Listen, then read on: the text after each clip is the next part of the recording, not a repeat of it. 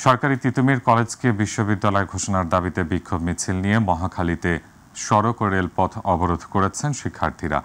এর আগে Gulshan link road অবরোধ করে বিক্ষোভ করেন শিক্ষার্থীরা। এদিকে শিক্ষার্থীদের আন্দোলন কেন্দ্র করে সতর্ক অবস্থানে আছে পুলিশ, মোতায়েন করা হয়েছে 4 প্লাটুন বিজিবি। সাইদুর রহমান আবিরের রিপোর্ট। সরকারি তিতুমির কলেজকে বিশ্ববিদ্যালয়ে রূপান্তরের দাবিতে বিকেল 3:30টার পর মহাখালীতে রেলপথ অবরোধ করেন সরকারি তিতুমির কলেজের শিক্ষার্থীরা। এর ফলে বন্ধ হয়ে যায় ঢাকার সঙ্গে পশ্চিম ও উত্তরাঞ্চলের ট্রেন চলাচল।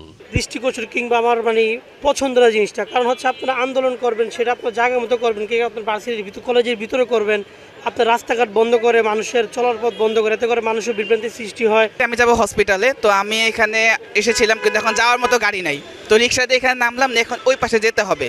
তো ভোগান্তিটা হচ্ছে, দেখেন আমার পেশেন্ট এখানে আটকে আছে। এভাবে মানুষের খুব হয়রানি হচ্ছে, কারণ রাস্তা যদি বন্ধ থাকে সবারই সমস্যা হচ্ছে।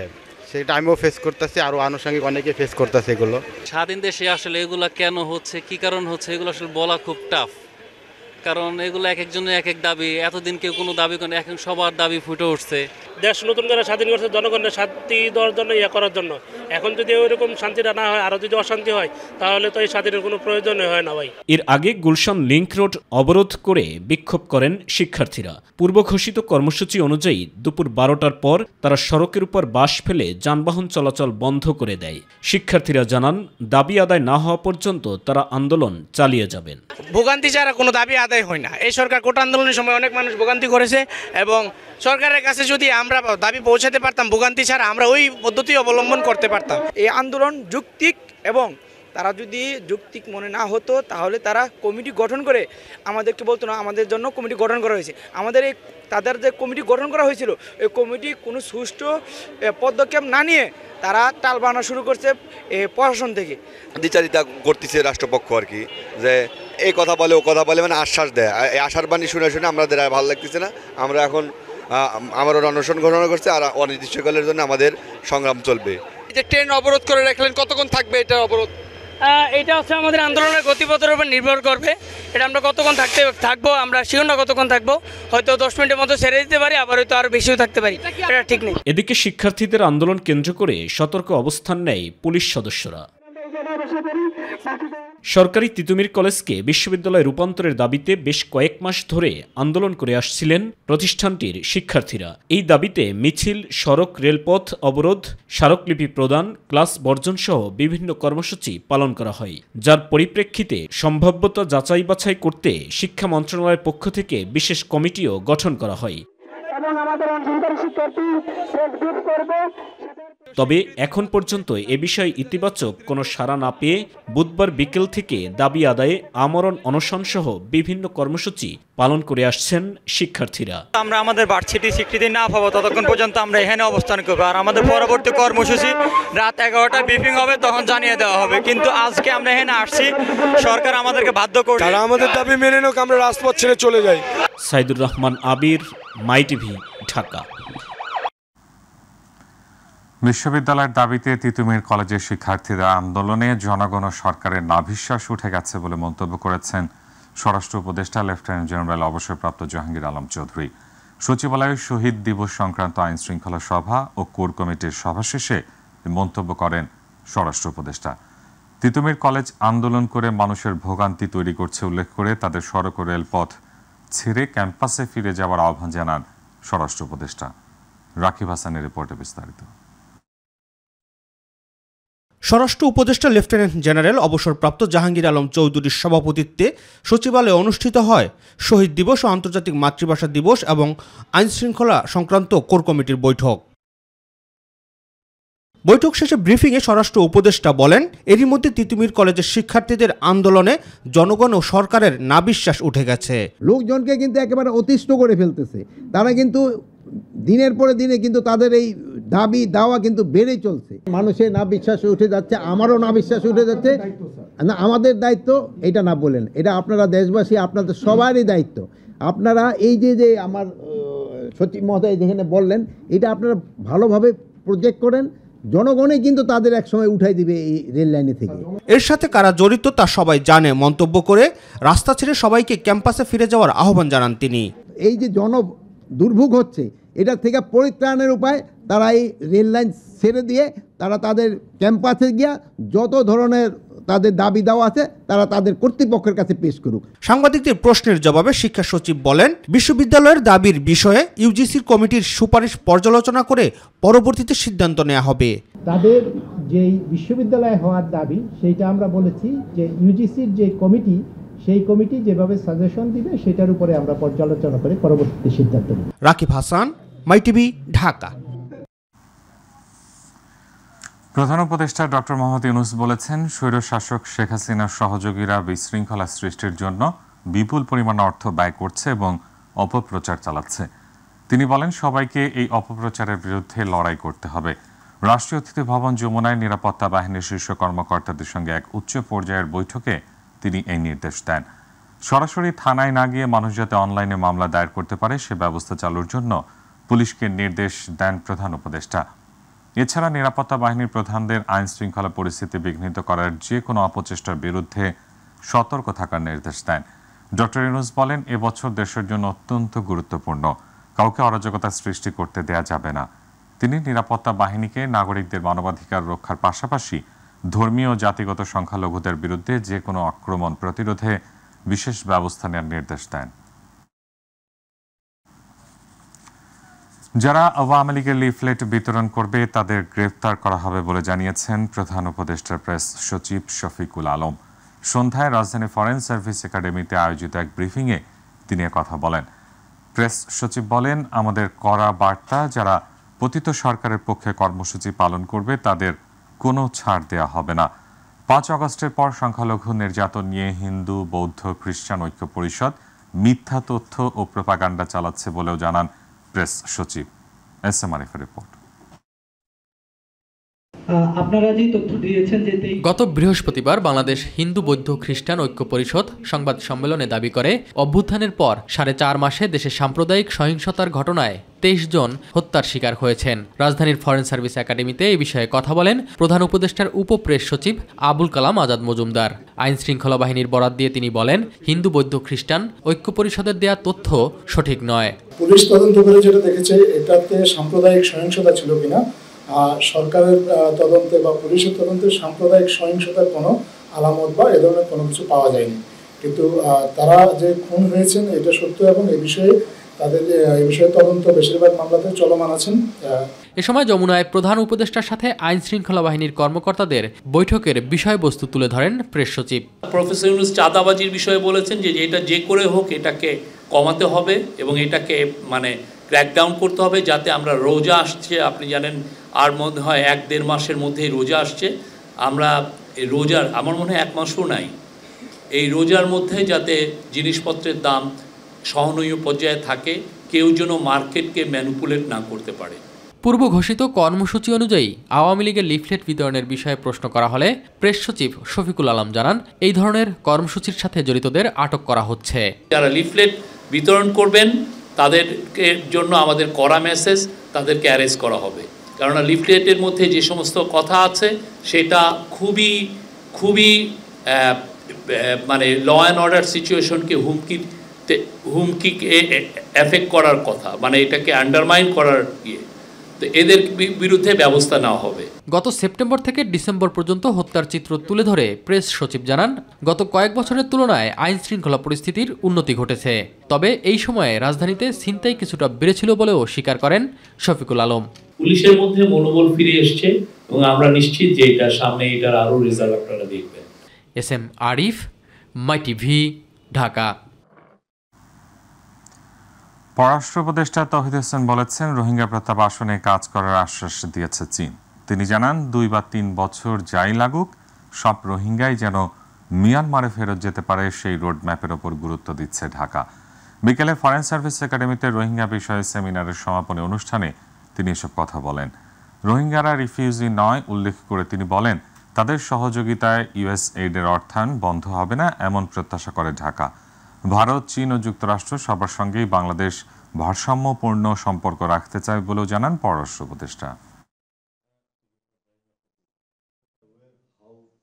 If we think of these 3 countries, we have to maintain a balance, and I think that we are doing it quite well.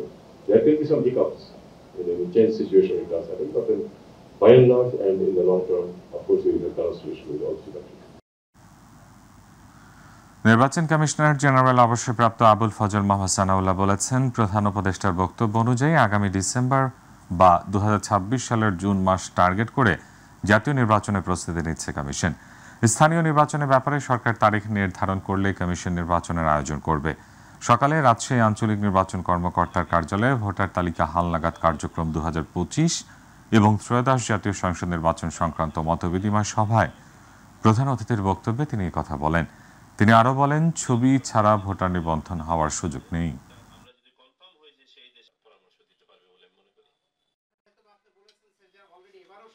ইলেকশনের সময়টা এই মুহূর্তে ইলেকশন কমিশনের হাতে নয়, আপনারা জানেন। তবে আমরা একটা মোটামুটি ধারণা পাই মাননীয় প্রধান উপদেষ্টার গত 16 ডিসেম্বরের বক্তব্য থেকে, যে তিনি বলেছেন যে সংস্কার কার্যক্রম যদি সংক্ষিপ্ত আকারে করতে হয়, রাজনৈতিক দলগুলো যদি সেই পর্যায়ে গিয়ে দাঁড়ায়, তাহলে পারে আগামী ডিসেম্বর। আর যদি সংস্কার কার্যক্রমকে আরও একটু এক্সটেন্ডেডভাবে করতে দেওয়া হয়, তাহলে 26 সালের জুন মাসের মধ্যে নির্বাচন করা সম্ভব। আমরা নির্বাচন কমিশন মোটামুটি এই উইন্ডোটাকে ধারণ করে এর প্রথম অংশটাকে, যেহেতু আমাদের প্রস্তুতির ব্যাপার আছে, আমরা আমাদের প্রস্তুতি এগিয়ে নিচ্ছি। বাংলাদেশ জামায়াতে ইসলামের আমির ডাক্তার শফিকুর রহমান বলেছেন, ভবিষ্যতে এমন সরকার হোক, গ্রাম থেকে শহর সব জায়গায় যেন তাদের দায়বদ্ধতা থাকে। জনগণ দীর্ঘদিন বঞ্চিত হয়েছে, সেদিন যেন আর ফিরে না আসে। ফেনীর পরশুরামে গেল আগস্টের বন্যায় ভেঙে যাওয়া মুহুরী নদী তীরে বল্লার মুখ বাঁধ পরিদর্শনে এসে তিনি এসব কথা বলেন। এ সময় তিনি ফেনীর মুহুরী নদী তীরে স্থায়ী বাঁধ নির্মাণের দাবি জানান। আর নির্বাচন প্রসঙ্গে জামায়াতের আমির বলেন, ন্যূনতম সংস্কারের আগে নির্বাচন হওয়া ঠিক হবে না। সুষ্ঠু নির্বাচনের জন্য সবাইকে ধৈর্য ধরা উচিত। শুধু এই বাঁধ না, পুরা নদী জুড়ে এখানে যে বেড়ি বাঁধটা আছে, সেই বাঁধটাও তো দেখে গেলাম ঝুঁকিপূর্ণ। আমাদের যে স্ল্যাবগুলো দেওয়া হয়েছে, ব্লকগুলো দেওয়া হয়েছে, পড়ে গেছে মাটিতে উপর হয়ে। তার মানে হলো যে সেখানে বৈজ্ঞানিক পদ্ধতি অনুসরণ করা হয় নাই। তার মানে হলো এখানে দুর্নীতি হয়েছে। বিএনপির সিনিয়র যুগ্ম মহাসচিব রুহুল কবির রিজভী বলেছেন, সংস্কারের চলমান প্রক্রিয়ার জন্য নির্বাচন আটকে রাখার কারণ নেই। দুপুরে মুন্সিগঞ্জ জেলা বিএনপির আংশিক আহ্বায়ক কমিটির সদস্যদের নিয়ে দলের প্রতিষ্ঠাতা সাবেক রাষ্ট্রপতি জিয়াউর রহমানের সমাধিতে শ্রদ্ধা জানানো শেষে সাংবাদিকদের এসব কথা বলেন। রিজভী বলেন, বিক্ষোভ আন্দোলন যাই হোক, গুলি করে হত্যা বন্ধ করতে হবে। জনগণের বঞ্চনার দুঃস্বপ্ন যাতে দূর হয়, সেজন্য অন্তর্বর্তী সরকারকে নির্বাচনের রোডম্যাপ দিতে হবে বলেও মন্তব্য করেন রিজভী। আগামী দিনে গণতন্ত্রের বিকাশ এবং গণতন্ত্রের সত্যিকার যে মুক্ত পরিবেশ, যেখানে কথা বলা যাবে নির্ভয়ে, যেখানে মিছিল করা যাবে নির্ভয়ে, যেখানে রাজনৈতিক সভা সমিতি করা যাবে নির্ভয়ে, সেইটার জন্য বিএনপির অসংখ্য নেতাকর্মীর আত্মদান আর তাদের রক্ত ভেজা ষাটের বিনিময়ে আজকের এই পরিবেশ। বৈষম্য বিরোধী আন্দোলন কেন্দ্রিক রাজধানী বাড্ডা থানায় দায়ের করা হত্যা মামলায় সাবেক প্রধানমন্ত্রীর বিনিয়োগ উপদেষ্টা সালমান এফ রহমান, সাবেক মন্ত্রী আনিসুল হক, দীপু মনি সহ 6 জনের 2 দিন করে রিমান্ড মঞ্জুর করেছেন আদালত। অপর আসামিরা হলেন সাবেক বিচারপতি মোহাম্মদ শামসুদ্দিন চৌধুরী মানিক, সাবেক মেয়র আতিকুল ইসলাম এবং শ্রমিক লীগ নেতা গোলাম সারওয়ার পিন্টু। দুপুরে ঢাকার metropolitan magistrate GM Farhan Ishtiaq শুনানি শেষে এই আদেশ দেন। বৈষম্য বিরোধী আন্দোলন চলাকালীন গত বছরের 20 জুলাই বিকেল 3টায় মেরুল বাড্ডায় ডিআইটি প্রজেক্টে আসামিরা গুলি চালায়। এলোপাতারি গুলিতে ঘটনাস্থলে নিহত হন অটোরিকশা চালক হাফিজুল শিকদার। এই মামলার হত্যার বিষয়টাকে আরও অধিকতর তদন্ত করা এবং অন্যান্য আসামিদেরকে চিহ্নিত করা এবং আসামিদের জড়িত থাকার বিষয়টি আরও সুনিশ্চিত করার জন্য তাদের বিরুদ্ধে 5 দিনের রিমান্ড চাওয়া হয়। বিজ্ঞ আদালত তাদের পক্ষে আইনজীবীরা ছিলেন, আইনজীবীরা রিমান্ড বাতিল জামিনে প্রার্থনা করেন। উভয়ের পক্ষে যে ঘটনা দেখানো হচ্ছে, উনার সংসদ যেই এরিয়াটা সেটা ভিন্ন এলাকার, ওই সময় এই ঘটনার সময় উনি ছিলেন না। এটা 5ই আগস্টের অনেক আগে। টঙ্গীর তুরাগ তীরে চলছে মাওলানা জুবায়েরের অনুসারীদের প্রথম পর্বের 2য় ধাপের ইজতেমা। এতে অংশ নিচ্ছেন সারা দেশের 22 জেলার ধর্মপ্রাণ মানুষ। খিত্তায় খিত্তায় ইবাদত বন্দগীতে সময় কাটাচ্ছেন তারা। 2য় ধাপের ইজতেমা শেষ হবে 5 ফেব্রুয়ারি। প্রতিনিধি গোলাম আজাদের পাঠানো তথ্যচিত্রে আতিকুর রহমান তিতাসের রিপোর্ট। টঙ্গীর তুরাগ নদের তীরে ৫৮তম বিশ্ব ইজতেমার প্রথম পর্বের দ্বিতীয় ধাপ শুরু হয়েছে। ফজরের নামাজের পর আমবয়ানের মাধ্যমে শুরু হয় দ্বিতীয় ধাপের আনুষ্ঠানিকতা। তবলিগ জামাতের শীর্ষ মুরব্বী মাওলানা জুবাইরের অনুসারীরা এ পর্বের নেতৃত্ব দিচ্ছেন। দ্বিতীয় ধাপের ইজতেমায় মোট ৪০টি খিত্তায় ঢাকার একাংশ সহ ২২টি জেলার মুসল্লিরা অংশ নিয়েছেন। এছাড়া বিদেশি মেহমানদের জন্য প্রস্তুত করা হয়েছে আলাদা তাঁবু। ২২টি জেলা সহ ঢাকার বাকি একাংশ যারা অংশগ্রহণ করছে এনারা আসা শুরু করে এবং মাঠে বর্তমানে ওনারা অবস্থান করছে। দিনের পরিবেশ কায়েমত দিনদার হয়ে যায়, প্রত্যেকে ইনশাআল্লাহ ইমানের সঙ্গে মৃত্যুবরণ করে আখিরাতে জান্নাতে যেন যাইতে পারে। তো ইনশাআল্লাহ আমরা যা শিখবো মানুষের কাছে এটা দাওয়াত দিব, নিজের এলাকায় গিয়ে ভাস কামের সাথে জড়িত থাকবো। এখান থেকে শিক্ষা গ্রহণ করে আমাদের যে ভুলগুলো আছে এগুলো আমাদের মহল্লায় যে আমাদের সাথীভাইদের সাথে এটাকে শুধরে নেওয়ার জন্য এখানে আসা। ইজতেমা ময়দানের ভেতরে খিত্তাগুলোতে ঈমান, আমল ও ধর্মীয় বিষয় নিয়ে জোহরের নামাজ পর্যন্ত বয়ান হয়। বাদ জোহর থেকে বয়ান করেন পাকিস্তানের মাওলানা জিয়াউল হক, বাংলাদেশের মাওলানা রবিউল হক ও ভারতের মাওলানা আহমেদ লাট। পরামর্শ করে কাজ করলে সব কাজের ফয়সালা হবে, আল্লাহ তাআলা খায়ের বরকত দান করবে। হ্যাঁ, যা বলছে তারা বসে বসে বাড়িতে গিয়ে বসে বসে কাজ করবো, আল্লাহ রাখবো, আল্লাহ খুশি করাবো। আমরা যারা ইজতেমা থেকে দূরে রয়ে আছি আমরা সকলে চেষ্টা করব ইজতেমার ভিতরে আসা। সবসময় স্মরণ রাখতে হবে যে আমরা একদিন মরে যাব, আমরা একসময় ছিলাম না, এখন আছি, একসময় থাকবো না। ৫ ফেব্রুয়ারি আখেরি মোনাজাতের মধ্য দিয়ে শেষ হবে প্রথম পর্বের দ্বিতীয় ধাপ। পিকেট ডিউটি আছে, এখানে মোবাইল ডিউটি আছে, এখানে চেকপোস্ট ডিউটি আছে, যার মাধ্যমে আমরা জনগণকে চেক করছি এবং হকারকে উচ্ছেদ করছি এবং নিরাপত্তা দিয়ে যাচ্ছি। এরপর আগামী ১৪ ফেব্রুয়ারি থেকে দ্বিতীয় পর্ব শুরু হবে। মাওলানা সাদের অনুসারীরা এ পর্বের ইজতেমায় অংশ নেবেন। ৩ দিনব্যাপী এ পর্বের ইজতেমা আগামী ১৬ ফেব্রুয়ারি আখেরি মোনাজাতের মাধ্যমে শেষ হওয়ার কথা রয়েছে। আতিকুর রহমান তিতাস, মাই টিভি। পরিকল্পনা উপদেষ্টা ওয়াহিদ উদ্দিন মাহমুদ বলেছেন, ঢাকা শহরতলিতে একটি গ্লোবাল এক্সেলেন্স সেন্টার স্থাপনের প্রস্তাব করা হয়েছে। এটি বিজ্ঞান, প্রযুক্তি, প্রকৌশল এবং গণিত বিষয়ে উচ্চতর শিক্ষা ও গবেষণার জন্য কাজ করবে। রাজধানীর শেরেবাংলা নগরের এনএসসি সম্মেলন কক্ষে টাস্ক ফোর্স কমিটির সংবাদ সম্মেলনে এসব কথা বলেন উপদেষ্টা। তিনি বলেন, টাস্ক ফোর্সের দেওয়া পরামর্শ আগে কখনো বাস্তবায়ন হয়নি, তবে অন্তর্বর্তী সরকার একটি পরামর্শ বাস্তবায়ন করতে পারলে সেটিই সাফল্য। বাংলাদেশ বিমানকে বাণিজ্যিক ভিত্তিতে সংস্কারের প্রস্তাব দেন তিনি। বলেন, শুধু অর্থনৈতিক নয়, বরং সব মন্ত্রণালয়ের সংস্কারের কাজ হবে টাস্ক ফোর্সের সংস্কার সুপারিশের মাধ্যমে। টাস্ক ফোর্সের কত জিনিস বাস্তবায়ন হবে না সেটা তো 1990 সালে আমিও টাস্ক ফোর্সের মেম্বার ছিলাম। সেটা তো রিপোর্টস অফ টাস্ক ফোর্সেস মেহমান সোবান লেড, এটা তো খুবই প্রসিদ্ধ এবং বলা হয় যে ওটার থেকে তো কখনোই কোনো কিছু হয়নি। আমরা যদি এখান থেকে একটাও করতে পারি তাহলেও বুঝবো যে ওটা থেকে এটা একটু ডিফারেন্ট। জমে উঠেছে ২১শে বইমেলা। বাংলা একাডেমি এবং সোহরাওয়ার্দী উদ্যানের স্টলগুলোতে নতুন বই দেখে মুগ্ধ পাঠক। বইমেলার তৃতীয় দিনে প্রকাশকদের আশা, গতবারের চেয়ে এবারের মেলা আরও জমজমাট হবে, বাড়বে বিক্রি। লেখক পাঠকদের প্রত্যাশা, সব মতের বই প্রকাশের একটি বড় উদাহরণ হবে এবারের মেলা। নুসরাত শারমিনের রিপোর্ট। বাবা মায়ের সাথে বই মেলা আসছি, বই মেলা এসছি, আমাকে বই কিনে দিতে হবে।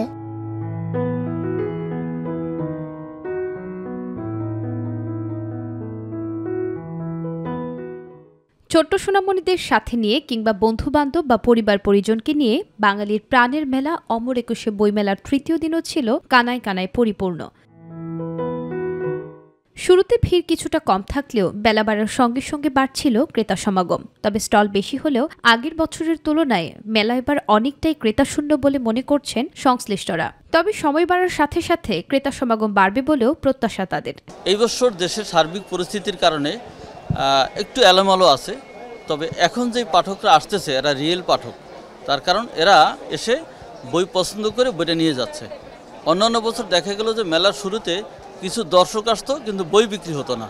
এই বছর কিন্তু যাই হচ্ছে টোটালি বই বিক্রি হচ্ছে। অনেক দর্শক আছে, দর্শনার্থী আসছে, বইও ভালোই বিক্রি হচ্ছে। আশা করা যাচ্ছে সামনে আরও ভালো বিক্রি করতে পারবো। বই পড়া ছাড়া মেধার সঠিক বিকাশ সম্ভব নয় জানিয়ে বর্তমান প্রজন্মকে বই পড়ার প্রতি আগ্রহী করে তোলার পরামর্শ লেখকদের। পাশাপাশি সফল মানুষ হিসেবে নিজেকে গড়ে তুলতে বিভিন্ন ধরনের বই পড়ার কোনো বিকল্প নেই বলে মনে করেন তারা। একটা কথা বলা হয় যে today's reader is tomorrow's leader. আজকে যিনি বই পড়ছেন সেই ছেলেটি একসময় দেশকে এবং বিশ্বকে নেতৃত্ব দেবে। আসলে বই তো অবশ্যই পড়তে হবে, বই তো আমাদেরকে আলোকিত করে। জানার প্রক্রিয়াটা এটা তো বই থেকেই হতে পারে, বই না পড়লে তো আমরা কিছু জানতে পারবো না। পাঠক বলতে উপন্যাসের পাঠকই বেশি, বইমেলা আসলে উপন্যাসের পাঠক সবচেয়ে বেশি, আর বাংলাদেশের সমস্ত হিসেব যদি করেন সেক্ষেত্রে প্রবন্ধের পাঠক সবচেয়ে কম, কবিতা এবং উপন্যাসের পাঠক সবচেয়ে বেশি। তো আমরা চেষ্টা করি প্রতি বছরের ন্যায় এবছরে আসছি যে পাঠকদের জন্য কি কি কালেকশন করা যায়, যেগুলো বই পাঠকেরা পড়তে আগ্রহী, এই জন্য বইগুলো আমরা সংরক্ষণ করতে আসছি। এগুলো কিনে নিয়ে যায় তাদের কাছে দিব, পাঠকেরা বই পড়বে, এটাই আমাদের ভালো লাগে। বর্তমানে দেখা গিয়েছে বাচ্চারা একটু মোবাইলের প্রতি বেশি অ্যাডিক্টেড হয়ে যাচ্ছে, তো বই পড়ার অভ্যাসটা যদি আসলে করা হয় আমার মনে হয় সেটা খুবই ভালো। তো এই জন্য আসলে বইমেলায় বাচ্চাদেরকে নিয়ে আসা উচিত বলে আমি মনে করি। প্রকাশক, লেখক ও পাঠকের এক অনবদ্য মিলন মেলা, বাঙালির প্রাণের মেলা অমর একুশে বইমেলা। শুরুতে ক্রেতা সমাগম কিছুটা কম থাকলেও দর্শনার্থীদের সমাগম ছিল চোখে পড়ার মতো। সময় বাড়ার সাথে সাথে দর্শনার্থীদের সাথে পাল্লা দিয়ে বাড়বে ক্রেতা সমাগম, এমন প্রত্যাশা সংশ্লিষ্টদের। নুসরাত শারমিন, মাই টিভি, ঢাকা। ৫৪ বছর পরে প্রথমবারের মতো অনুষ্ঠিত হলো Hazaribagh girls school and college শিক্ষার্থীদের পুনর্মিলনী অনুষ্ঠান। রাজধানীর হাজারীবাগে অনুষ্ঠিত এই উৎসবে একটি মানবিক সমাজ প্রতিষ্ঠায় শিক্ষার্থীদের সামনের দিকে এগিয়ে যাওয়ার আহ্বান জানান শিক্ষকেরা। সাংস্কৃতিক অনুষ্ঠানের মধ্য দিয়ে দিনভর নতুন পুরাতন শিক্ষার্থীদের মিলন মেলায় চলে নানা আয়োজন।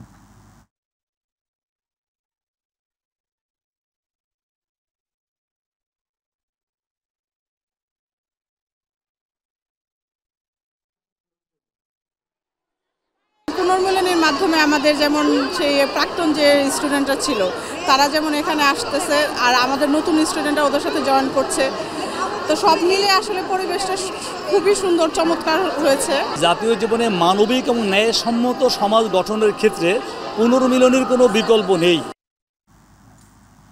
এবারে প্রবাসের সংবাদ।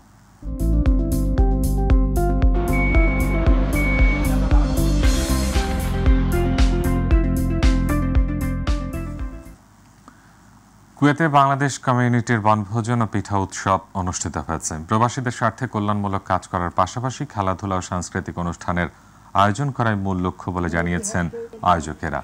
কুয়েত প্রতিনিধি আলামিন রানা জানান, কুয়েতে প্রবাসী বাংলাদেশিদের সংগঠন বাংলাদেশ কমিউনিটি কুয়েতের উদ্যোগে বনভোজন, পিঠা উৎসব এবং এর পাশাপাশি গ্রাম বাংলার ঐতিহ্যবাহী খেলাধুলা ও সাংস্কৃতিক অনুষ্ঠানে কথা বলেন আয়োজক নেতৃবৃন্দ। কুয়েতের শেবদি এলাকায় একটি রিসোর্টে 2 দিনব্যাপী অনুষ্ঠানের সংগঠনের সভাপতি মুরাদুল হক চৌধুরী সভাপতিত্বে, সাধারণ সম্পাদক কামরুজ্জামান টিটুর পরিচালনায় অনুষ্ঠানে প্রধান অতিথি হিসেবে উপস্থিত ছিলেন কুয়েতে বাংলাদেশ দূতাবাসের ভিসা ও পাসপোর্ট বিভাগের কাউন্সিলর ইকবাল আখতার। অনুষ্ঠানে আরও উপস্থিত ছিলেন কমিউনিটি শীর্ষস্থানীয় নেতৃবৃন্দ।